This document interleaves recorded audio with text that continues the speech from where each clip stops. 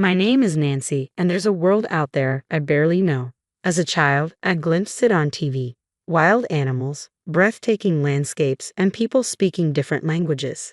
Driven by a desire to see this unknown world up close, I bravely studied abroad during my college years. In my new destination, I found the world I'd been dreaming of. Despite the language barrier, I saw thriving communities, diverse creatures, and stunning vistas. I wanted others to experience this wonder too, so I got a job at a travel agency. I was in charge of tour planning, leveraging my study abroad experiences to handle everything from site inspections to negotiations. It was a whirlwind life, but I managed to balance it well with my personal life. I married Daniel, a colleague, and found a rhythm between work and family. However, a problem arose with my mother-in-law, Barbara. A housewife herself, Barbara believed women should stay home after marriage. While I didn't deny her viewpoint, I found it outdated and told her so. She retorted, "Isn't it a woman's job to support her husband? Do you have a problem with that?" I disagreed, but ultimately, Barbara didn't understand. To avoid conflict, I suggested to Daniel that we buy a house. He readily agreed, and we moved into our own place. But Barbara's visits increased. Every weekend, she would come over, often making noise with Daniel. She never took care of her own husband, Anthony. I wanted to point out the contradiction in her beliefs, but I held my tongue to avoid a fight. One weekend, amidst her usual commotion, Barbara mentioned, "I'm going on a trip next week. Please be careful." Surprised, I asked, "What are you saying, Barbara?" "Nancy, you're coming too," she insisted. "But it's so sudden," I protested. "I have work." "It's a family trip. Aren't in-laws family to you?" she challenged. "That's not what I mean," I stammered. "Then make it happen," she commanded. Seeing me troubled, Barbara booked the hotel and said in a condescending tone, "I forgot to mention, it's London. You've always bragged about working at a travel agency, right?" "I'm not bragging," I replied. "So you can handle it, right?" she pressed. Reluctantly, I agreed to the trip to London. When I studied abroad, I made many contacts. It might be difficult for other countries or regions, but I thought I could manage London. "Okay, I'll try. I have the plane tickets, so just book the hotel." "Ah, you booked the flight, but not the hotel?" I asked. Barbara grinned. "I got the tickets. I exchanged my card miles for first-class tickets." Judging by her joy, it seemed true. Then I noticed piles of branded goods on the sofa. Understanding dawned on me. Hearing first class, Daniel leaned in. "First class? Seriously, Mom?" "Yes, it's a first-class trip abroad," Barbara confirmed. "Awesome. We will leave at 9:30 p.m., so you can work till the last minute," she added, still grinning. It felt odd, but there was no point in lying about the trip. I had to book the hotel properly or she would complain. But finding a hotel on such short notice wouldn't be easy. After some thought, I decided to use my old contacts from my study abroad days to get a hotel referral. Over the phone, I asked, "Can you do it as a favor for Nancy?" "Sure, 4 people, 2 rooms." "Thank you," I replied, successfully booking the hotel. On the day of the trip, I couldn't take the day off due to the short notice. Barbara told me to meet at the airport at 6:00 p.m., so I thought I could wrap up work and make it in time. Suddenly, Barbara called. "Hello, Barbara." "Nancy, are you done with work?" "I'm just leaving the office now, so I'll be at the airport after 6:00 p.m. "Oh, that's too bad." "Ha! Well, we're actually leaving at 6:00 p.m. "No way." I hurried back to my desk and searched the flight schedule on my computer. There was a 9:30 p.m. flight to London, but also a flight leaving just after 6:00 p.m. Could it be this flight? "Yes, so the family is going without you," Barbara confirmed. "If you leave me behind, what about Anthony? You're supposed to be sick." I was furious. How could she plan so thoroughly to exclude me? It was unforgivable, but showing my frustration would play into Barbara's hands. I had to hide my feelings, even if it meant putting on a brave face. I clenched my teeth and said to Barbara, "I'm the one who booked the hotel, so Daniel knows the name. You can't do anything now." I could hear Barbara laughing on the other end. Annoyed, I said, "Go without me then." "That's better. We don't need a useless wife like you." "Useless? What do you mean?" "Don't you know, you neglect housework for your job. Daniel is complaining." True, I was busy with work, but I had never slacked off on housework. Why would Daniel complain? "Can I speak to him?" "Sure." "Nancy wants to talk." Barbara's mocking voice was followed by Daniel's. Hello, what's up, Nancy? Daniel, what do you mean you're complaining about me? Just that you're always at work and neglecting me. Neglect? I prepare meals, clean, and do laundry. But you think you're doing it all yourself, right? That's not true. Shouldn't you respect me more, listen to me, do things for me? Huh? I know a wife who supports her husband is valued. It's convenient for the husband, but that's not all there is to a marriage. I never badmouth you in public. I always praise you. But when it's just the two of us, we need to speak our minds. Otherwise, our relationship will fall apart, and I'll become nothing but a servant to you. Daniel kept complaining. So you think you can act all high and mighty because you earn more? Not at all. Anyway, that annoys me, and you're leaving me behind for that. Yeah, consider it stress relief. I'll bring you a souvenir, so don't worry. That's not the point. I was furious. Daniel was clearly taking me for granted. If that's how it is, I have my own plans. Fine, enjoy the trip. Will do. Daniel sounded happy as he hung up. I was livid. I couldn't stand the self-centered Daniel and Barbara. Enjoy your trip without me, but be prepared, even if you come back crying and apologizing. I won't forgive you. I rushed out of the office with my mobile phone. Hey, it's Nancy. Are you free? I need to talk about that hotel booking. With the trip canceled, I had plenty of time to settle everything. Determined, I ran around handling various tasks. The next evening, exhausted, I got home, and the phone rang. Hello. Nancy, what were you thinking? It was Barbara, sounding quite angry. I knew the reason but pretended not to. Barbara, are you enjoying the trip? This is no time for that. We can't check into the hotel. Did you make the reservation? I canceled it because I wasn't going. Huh? What? Then where are we supposed to stay tonight? I don't know.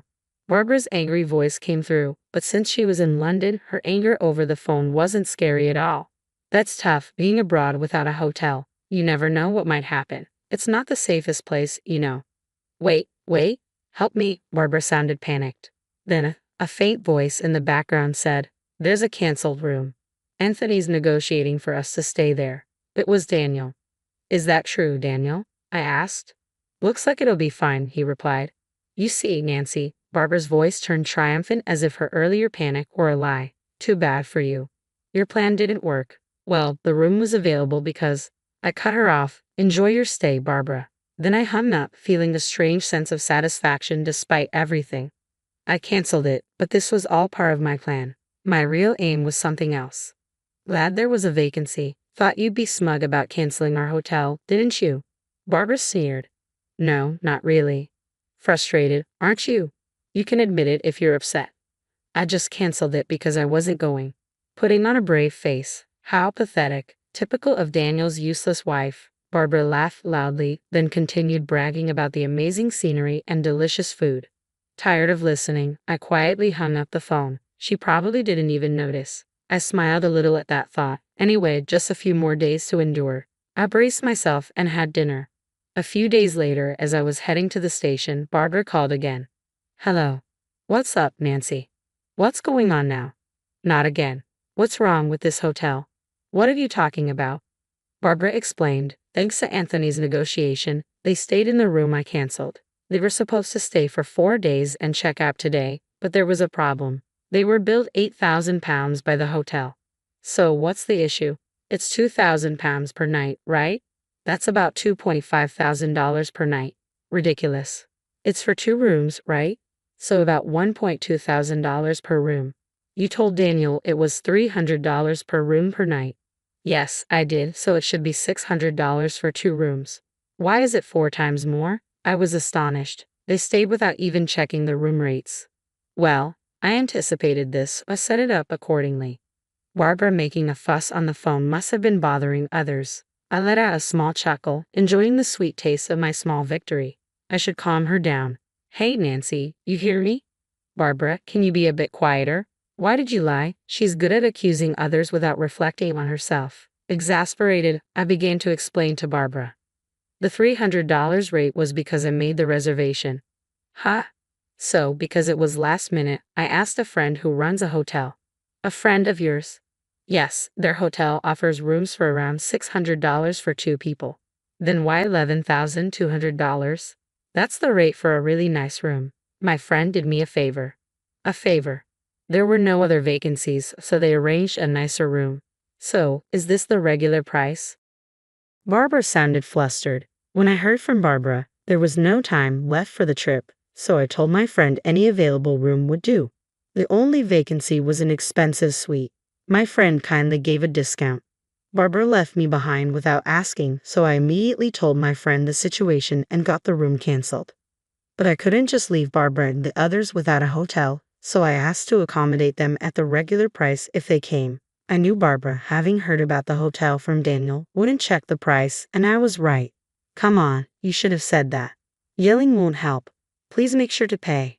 We're not paying. Nancy, you pay. But if you don't pay, you'll be arrested. Arrested? Of course. Troubles abroad can be messy. Are you okay with that? Barbara seemed at a loss for words. As I was about to hang up, thinking I had won, Barbara shouted, "Don't mess with me. You'll regret this when I get back." That's fine, but we're strangers now, right? Huh? Why? Well, you said it was a family trip, so since I'm not there, I'm not family, right? That's different. Before she could finish, Anthony's voice came from the phone. What's all this yelling about? Be quiet, it's embarrassing. Anthony seized the opportunity to intervene. I called up to him, and he noticed and responded, "Nancy, are you okay? How's your cold?" I never had a cold in the first place. Give me that. It seemed Anthony took the phone from Barbara. His voice grew louder. Nancy, can you explain everything? I can, actually. I told him everything from the beginning. His voice gradually lowered. I see. So that's why you didn't come. I'm sorry. I wanted to go. No, Nancy, you're not fault. It's Barbara and Daniel. From afar, I heard a whimper. Barbara and Daniel seemed frightened by Anthony's anger. Realizing this, an idea came to me. Should I tell Anthony what Barbara has been doing? I thought so. Anthony, can I tell you something? What is it? Barbara comes to our house almost every weekend. When she throws away receipts at our place, there are piles of them. What receipts for brand goods? It's fine to buy a lot, but please dispose of the receipts at your place. Barbara wasn't just being noisy at our house. She was secretly buying brand goods and disposing of the receipts at our place to hide it from Anthony, thinking she wouldn't get caught this way. Of course, I'm a witness, so it's pointless. It seemed Anthony didn't know. That's interesting to hear. Also, please tell her to stop bad-mouthing you at our place. She talks about me too. Yes, she says you don't earn much. Dana too calls him a useless dad. Anything else? So, I spilled all my pent-up frustrations to Anthony. Of course, some of it wasn't directly related to Anthony, but he listened silently, and at the end, he apologized to me. I'm sorry. Now I understand. Understand what? Why Barbara didn't want to use her card to pay for the hotel.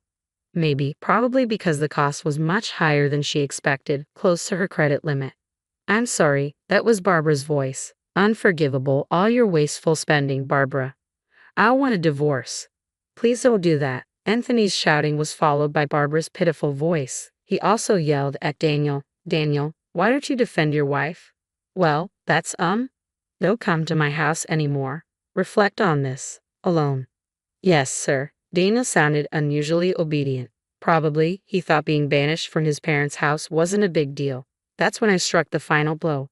So, Daniel, looks like you're going to live alone now, huh? What do you mean? Suddenly, Daniel's voice got louder. He must have grabbed the phone. I moved my phone a bit away and told him the situation. Daniel, I want a divorce. A divorce? You're joking, right? No, I'm serious. I've already sold the house. You sold it. Why would you do that without telling me? That's our house. No, it's my house, but I was paying a mortgage too. No, you weren't. What do you mean? I was giving you part of my salary every month. That was for living expenses. A few hundred isn't enough for the mortgage. Daniel had been giving me a few hundred monthly. It helped with living expenses, but not enough for the mortgage.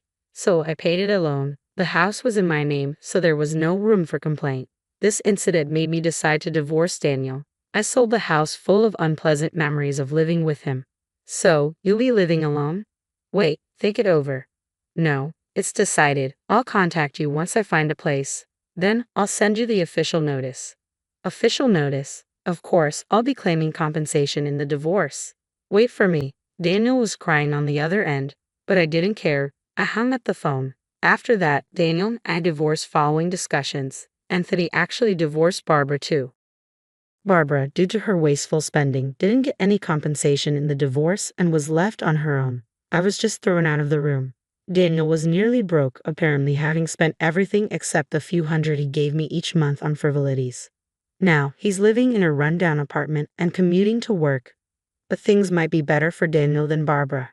With no house or money and Daniel's place too small, Barbara had to take a live-in job. She's working hard from morning till night now. As for me, I'm doing great being single.